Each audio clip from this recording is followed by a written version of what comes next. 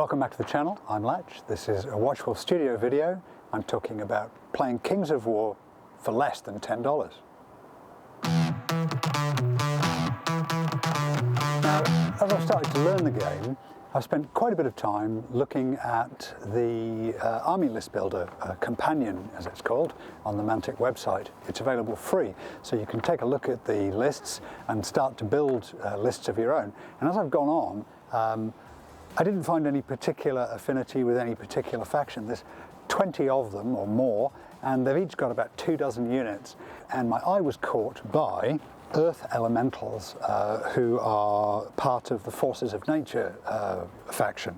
So from that lead, started to look farther into it, and the next unit that caught my eye are the Naiad Heart Piercers. And the other unit that catches my eye is Greater Air Elemental. It looks really great fun to me. The thing is about all of these units, are they really any good in the battlefield context? Are they really good in a game? So I rang up Tom and asked him what he thought about these choices, and he said he'd run up a list for me, and furthermore, he'd show me how to play it for less than $10. And that sounds pretty good to me, because if a box of miniatures costs $60 and you save 50 of it, that's $50 you can spend on curry, beer and banter.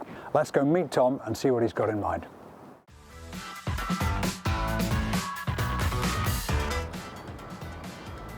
This is the Warhammer store in Tokyo, Akihabara, the signature store, and they certainly have what we want, which is just some dice and a tape measure and inches. Well, they do have tape measures and dice, but they're both over 1,500 yen each. That's 3,000 yen in total, and that's a large part of our $10 budget, so I'm going to have to go and look somewhere else. This is Yellow Submarine in Akihabara. 8F, they've got board games. 7F, they've got trading card games.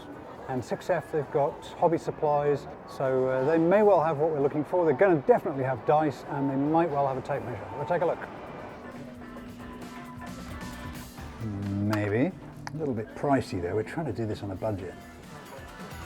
Well, this is more like it. Let's see. They're pretty. And they're half the price. Here we go.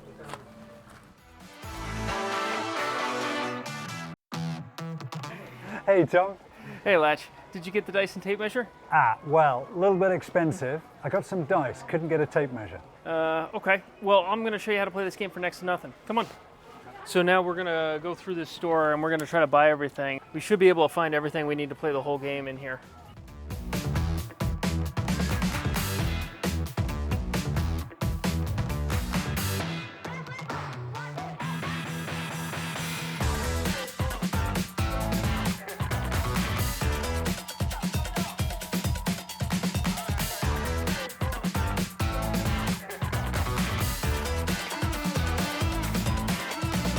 Tom here. I'm going to go through Latch's list real fast. Beginning at the top, he has a basic shooting element called the Naiad Heart Piercers. Moving on down, he's got a regiment of heavy infantry, Salamander Primes, with the two-handed sword option for crushing strength 2, kind of his cleanup unit. And then in front of those, he'll probably run both Earth Elemental regiments. Strong defense 6, can take a hit and hopefully bounce back. And then obviously the Greater Air Elemental, kind of rounding out the list, giving him some flanking and charging options in the back.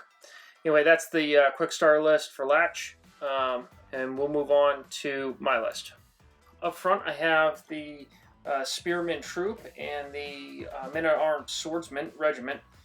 They're kind of my front line, and they'll screen for my Paladin Knights, which I took 2 regiments of. The Swordsmen and the Spearmen will basically act as chaff, so that the Knights can see over them at height 3 and get off good charges. Then I have the Phoenix kind of as my support backup unit, sitting behind and throwing out heals where appropriate, and then also if something's wounded and only requires a couple more wounds, we'll go ahead and use the Phoenix to shoot him off the table. Anyway, back over to Latch to see how construction went. Infantry regiment. An infantry regiment requires a unit footprint of 100 by 80, so I'm going to cut the plastic to that for the heart piercers. The Salamander Primes are a heavy infantry regiment, 125 by 100. Earth Elementals, large infantry regiment, large infantry, 120 by 40 millimeter footprint. And finally, Monster Single, or Monstrous Single. No, Monstrous Single, 50 by 50 millimeters. So I'm going to cut the plastic to those sizes.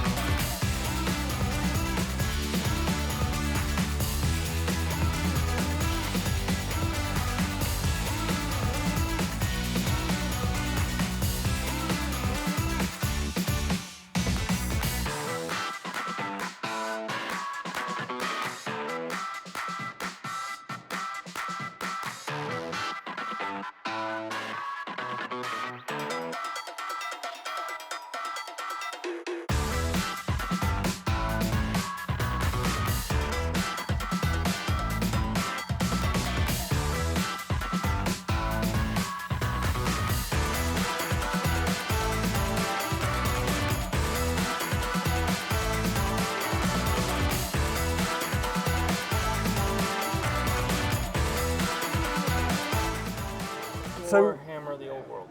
Warhammer the Old World. Yes. It's like a unicorn, isn't Yeah.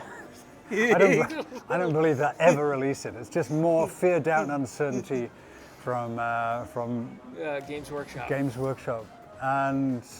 But we've just spent $10, had a merry couple of hours carving things out and looking up sizes and shapes. And Tom reckons we could play Kings of War. I do. We're about ready to start here in a little bit.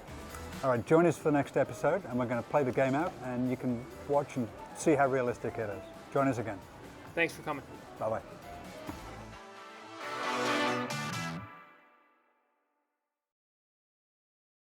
And it just looks as good as any of the ranged units, apart from perhaps the elves, who... I don't believe in cultural appropriation. Ah, here's Tom. Hey, Latch. Did you get the Dyson tape measure? Do you want to have another go? Yes, I would. Please follow the instructions on the screen. Please follow the instructions on the screen. That was fun, man.